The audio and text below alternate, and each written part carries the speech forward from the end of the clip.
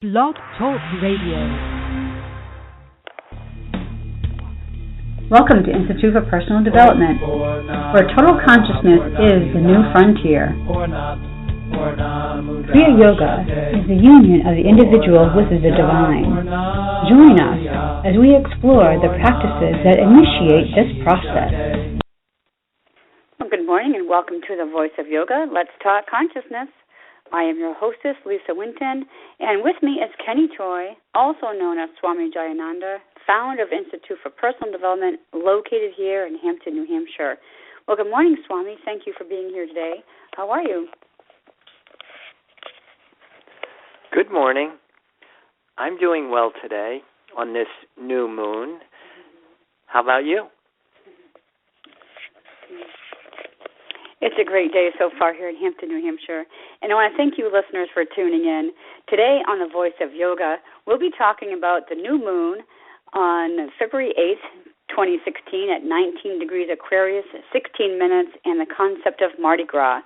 We will discuss the origins of the word Carnival as a farewell to flesh and look into the deeper meaning of these traditions. Listen as Swami explains how being spiritual isn't abstinence but indulgence. Swami will show how the real yogi literally desires nothing. They will talk about the benefits of being addicted to nothing and how to use this new moon to begin your conversion. Join the Kriya Yoga Spiritual Advance and get the light in your soul to start your own personal development. So, Swami, what is so special about the new moon that's happening right now? Well, I think just like any new moon, it's a new beginning. And I think any new beginning, to me, has significance and is special in its own way. But this particular new moon is in the chart in Hampton. It is in the 11th house, and it's in the zodiacal sign of Aquarius. So the emphasis here would be definitely about your hopes, your dreams, your unique talent. And in a lot of respects, how you would support yourself with your dharma or your duty, our collective purpose. And so for those of us that haven't really figured out who we are and what's my unique talent, this new moon would be a good time for you to try and focus on exactly what it is that you do better than anybody else. So we should plant our seeds, so to speak, for this new moon? Well, the new moon actually is a planted seed in and of itself. Mm-hmm. And so that's one of the things about the new moon is that the seed is in the ground. We don't really see too much on the new moon because when you go out tonight, the sky's going to be black, as opposed to what we call the full moon. That's the delivery day. That's when the moon is in full view. And so a lot of it has to do with doing some of the underground work, paying attention to events and circumstances that are going on in the outside world, paying attention to your dreams, and just in general having a sense of what's going on in my inner environment by being introspective, analytical, observant, reflective.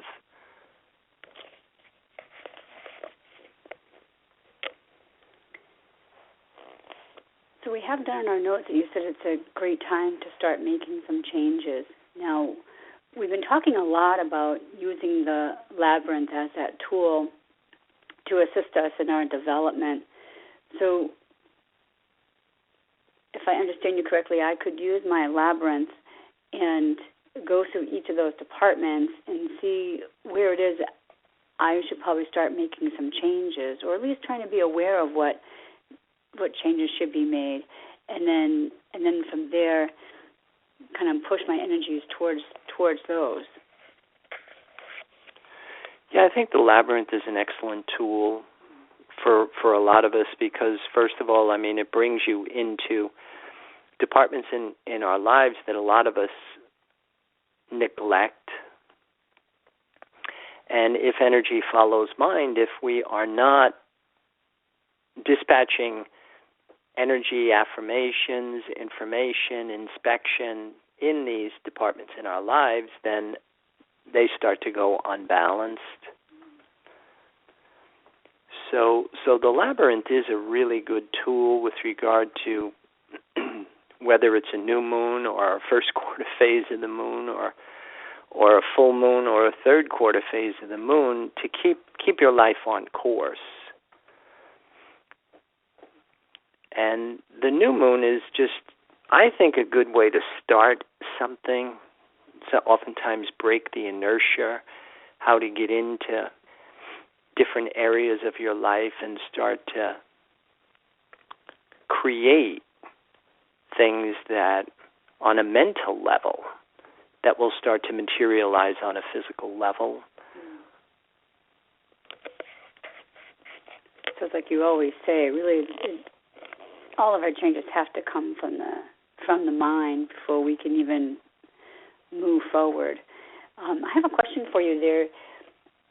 On today's, your CPS, this celestial positioning system that is on your website, for the 8th, it says new moon, new beginning, which we've already determined that. Moon sextiles Saturn, sextiles Uranus, squares Mars, and conjuncts the Sun. Good time to be self-motivated and directed. Use your labyrinth to organize your intentions. The moon is void of course from 9A40 to 11P59. Better keep your efforts in the thinking stage. So that's probably what you were just talking about, right? And then my other question is the void of course. The moon is void of course. Can you just give me a real quick reminder of what that means? Yeah, the moon is a big part of the principle of manifestation, the moon in Saturn. And if the term void of course means that the moon makes no aspects with any planets in the solar system, and so oftentimes it is considered to be an unfertile time. So it's not the best time to manifest things during a void of course period, but also a really good time to turn your attention inward and do the mental work, to try and do kind of like the framing for any changes that you want to happen in the physical world. If you put your efforts on the mental plane, then when the moon is making aspects to other planets, it kind of activates it and kind of makes it a little bit easier for you to manifest it. I find that very interesting that we can use all these tools to help further our own personal development, towards this partnership with Spirit. But isn't it interesting? It always comes down to just a very simple, when you think about it, it's a very simple way of life. And what you always say, those 3 magical words, is to put God first. Oh, absolutely. And that's a big part of, the whole concept, I think, that comes with these feasts like Mardi Gras. But the unfortunate thing is the way that we go about them. We really kind of miss the point that the whole thing of Carnival as a farewell to flesh, that this whole thing of separating from the outside world, period. But not to do it for 40 days or whatever it is that Lent or any of these kinds of religious holidays consist of, but to actually do it once and for all, kind of a thing. Otherwise, it kind of reminds me of the whole concept of binging and purging. Like we abstain from things that we are craving and desiring. And we're doing it in hopes of some sort of reward for this conduct that we're performing. But in reality, that's really not how being spiritual plays out at all. That it's not abstaining. That being spiritual is a conversion. That you separate from the realms of duality, fear and limitation, and you join with this indivisible unified field. And when you do that, then you don't ever want to go back. You have talked about that before, like once you've had this connection to spirit, why would you ever want to go back to the way things were before? So I find that very interesting. And the whole Mardi Gras celebration, like you were saying, where they actually would feast on all of these foods for so many days because they were going to not be able to have them for so many days.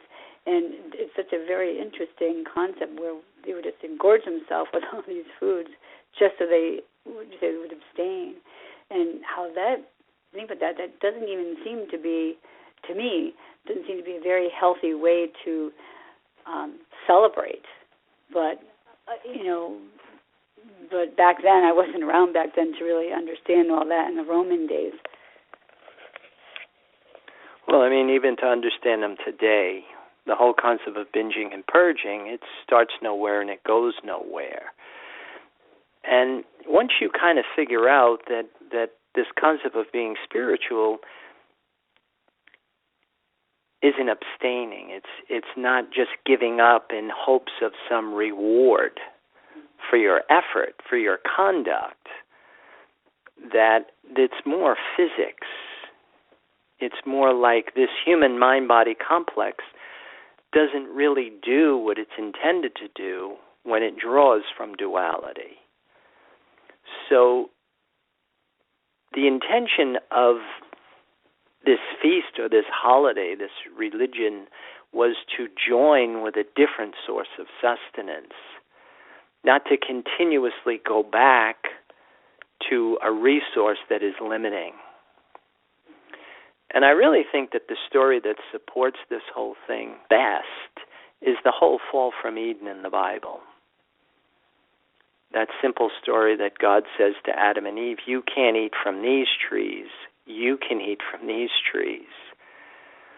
And it's the tree of knowledge and the tree of good and evil, which is duality, that they can't eat from. But if they draw from this tree of life, this indivisible unified field, they're in the realms of paradise, eternal happiness.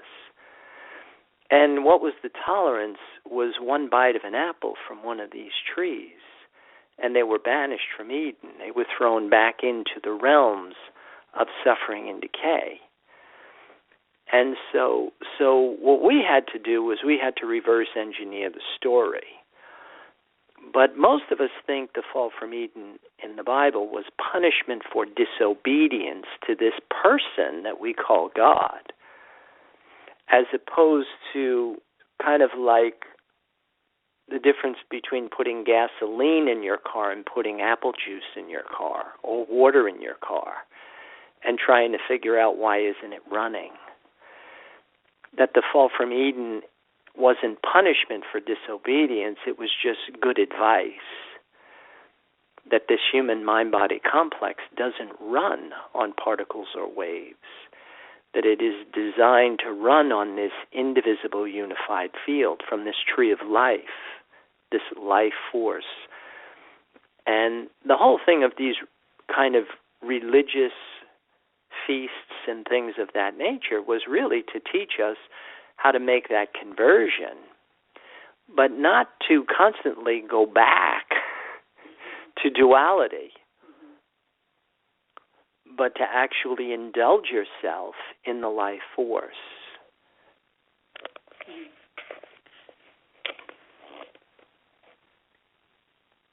I have a small story I just wanted to point out to you. I was hiking one day, and I was wearing one of the older Institute of Personal Development T-shirts, and on the back of it had the picture of the labyrinth, and underneath it says, know thyself and nothing in excess. And so we had some hikers behind us, and this woman said, oh, hey, I really like your T-shirt. And I said, oh, great, thanks. So we could start talking about yoga and things like that. And she says, yeah, I love that saying, know thyself, nothing in excess. She goes, everything in moderation. So I wanted to get your feeling. I know we've had conversations about this before, about that phrase, know thyself, nothing in excess. I actually said that phrase to a new yoga student yesterday. If you could give us, the Swami approach to that saying so people have a better understanding of what it really means. Yeah, know thyself, nothing in excess, the oracle in Delphi, is a really powerful statement. But it's know yourself in the way that you're created, which means that we're more complicated than just the pain, pleasure, control dramas of our physical bodies. And the interplay between the physical body, the astral mental body, and the causal spiritual body is where most of our collisions happen. But the nothing in excess doesn't mean anything in moderation. It means that you indulge yourself in the void or the nothing, this indivisible unified field, which is very different than the interpretation that most of us have as anything in moderation, because that's from the view of, say, for example, the mentality that binges and purges. Thank you for that explanation. So I think we're going to pause at this time to hear a word from our sponsors. So listeners, we'll return with you in a moment.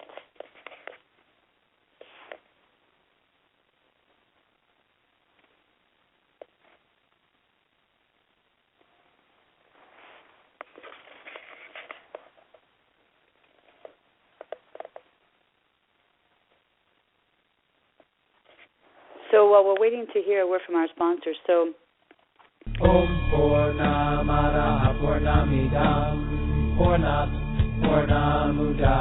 if you are looking for a Samadhi-based experience, IPD Kriya Yoga has the goods. A complete yoga program that includes the practices and the process. Kriya Yoga Series 1 live classes and videos. Get your arms around the spiritual science of Kriya Yoga. The intention of why we practice is to embody the spirit, to feel connected to the life force. Kriya Yoga Asana live classes and videos. A cosmically engineered system of exercises to initiate apotheosis. A system of exercises engineered for dining and dancing at the Cosmic Ballroom. Kriya Yoga Series 2 live classes and videos. A practice in open forum designed to facilitate positive growth of consciousness. Get your Labyrinth video. I find the positive side of it is it pulls a lot of things together. Kriya Yoga Mantra and Meditation. With repetition comes absorption. Pray on prana and become divine. At the same time, we all have a unique talent and gift to give back to the universe. Private sessions. The mysteries of the universe have always been handed down verbally from teacher to student. Call or click now and get started. 603-929-0303 or www.ipdtransform.com. Namaste.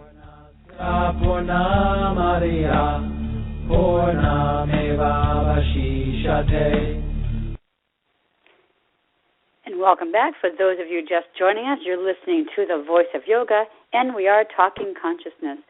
So at this time, I'd like to open up the phone lines and see if any of our listeners out there have any questions that they would like to ask for Swami. So if you do, you can ask them right now.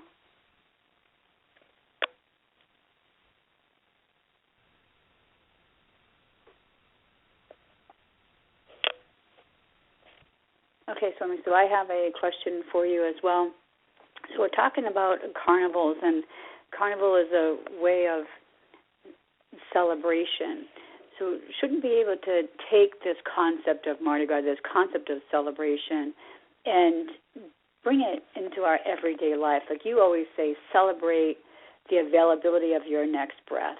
So we should be able to have that freedom and that concept of celebrating where we are every day, whether, wherever we are on our spiritual path or whatever it is that we're doing, but celebrate the goodness that's around us right now and the fact that we are able to take that deep breath. Well, the whole thing of being able to do that requires this conversion, because you have to remember that our physical bodies come in with a pattern. We look for food, we look for mother, we look for approval. We're programmed to look for things visible and tangible. And the conversion that should take place is that now you convert this mind-body complex that is searching for something visible and tangible or invisible and tangible to now search for something that's invisible and intangible. And once you have made that conversion, once you have changed the reward circuits in your brain, once you have changed these neurological pathways, then the body revels in the availability of this invisible and intangible resource.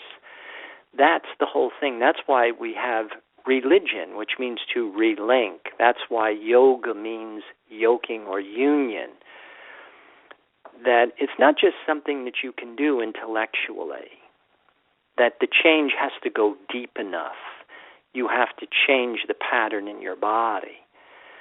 But then the concept, think about it. If every time you take a breath, it reinforces a feeling in your body that you're happy, you're special, that you're good enough, look at what you just did for yourself. The thing that is most readily available to you, the thing that is most important for sustaining your life, is now in its position of importance.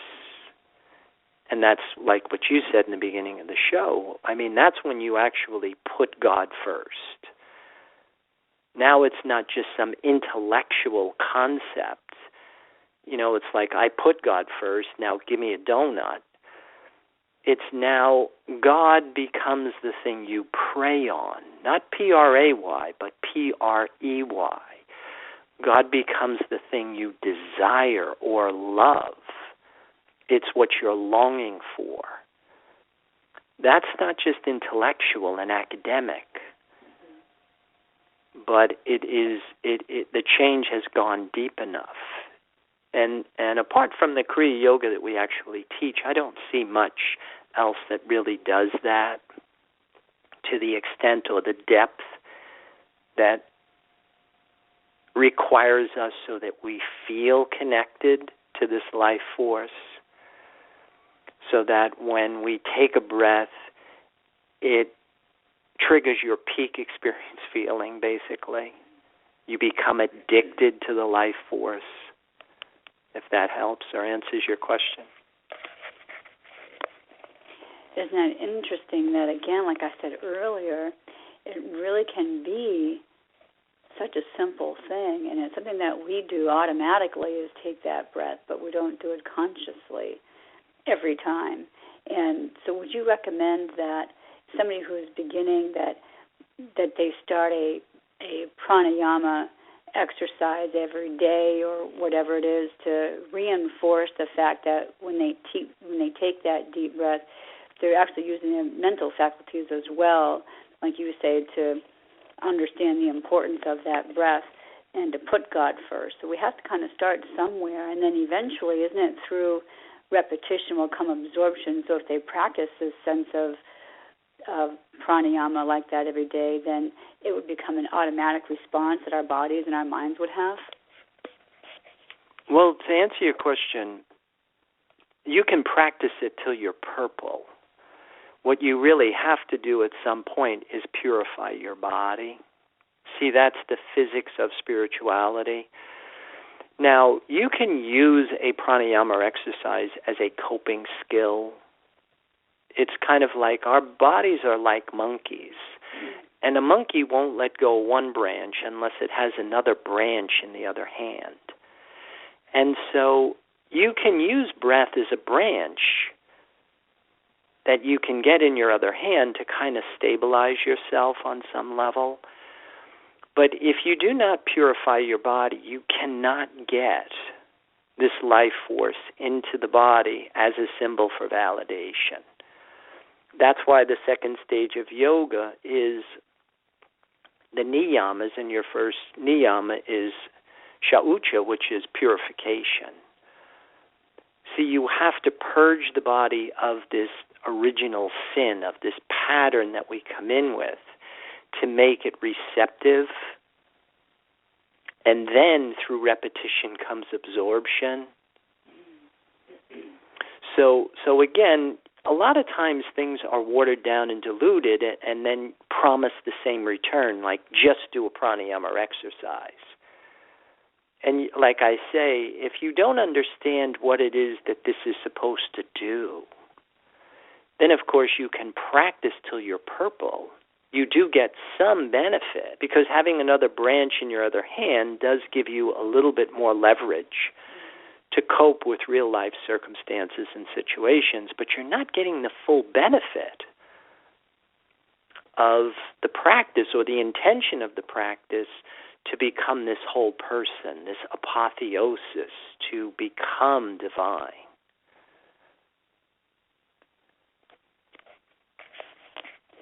So again, I guess we are still talking about this, what you said before, there's a procedure and intention to this particular practice. It's not just using the labyrinth, it's not just the breath, it's not just the asana classes. You have to use the whole program, this whole Kriya Yoga program to instill change. Yeah. The science of yoga, everything is relative. And all of these recommended strategies they're not a list of options, they're a list of requirements. And it's not until you coordinate them and orchestrate them and start to see how they work together do you really understand what it's supposed to bring you. But unless you understand that yoga was codified in 8 essential stages, you really don't have the full picture. You don't have the full view. And your chances of getting the intended goal of yoga, total consciousness, are really diminished enormously. Well, it makes perfect sense, and I think even using the tool of our Thursday night, our Series 2 class, is very helpful for those of us who are trying to incorporate all of these lessons and these strategies into our everyday world. Like you say, you don't have to be a hermit and live in a cave to find connection to spirit. We can still live in our world today and incorporate these strategies into our everyday world and then still find this partnership with spirit. Oh, yeah, and you'll find that it's not, that your connection to spirit becomes a practical guide for highly effective living. You don't have to live in a cave. You optimize your performance while living in the physical world. Well, thank you for that. And I would like to take this time to start closing down our program today. So, listeners, I'd like to invite you out there to visit our website. You can follow us on Pinterest and Twitter and Facebook. Be sure to visit the website, www.ipdtransform.com. Once there, you can post comments about this show or any ideas for shows you may want us to consider. Keep those comments, questions, and curiosities coming because Swami does enjoy hearing from you. And be sure to tune in next week. I believe we're going to celebrate Valentine's Day, Kriya Yoga style. You can also email me at lisa@ipdtransform.com with any questions you would like Swami to answer onto that show. So, Swami, any final thoughts about our show this week? Well, I would like to wish everybody a happy new moon and a new beginning and a good kickoff with some positive changes. And with that, I'll wish everybody a good day. Namaste. And thank you for listening to our program, The Voice of Yoga. This is Lisa Winton along with Swami Jayananda signing off. Have a wonderful Kriya Yoga of Kana day. Namaste.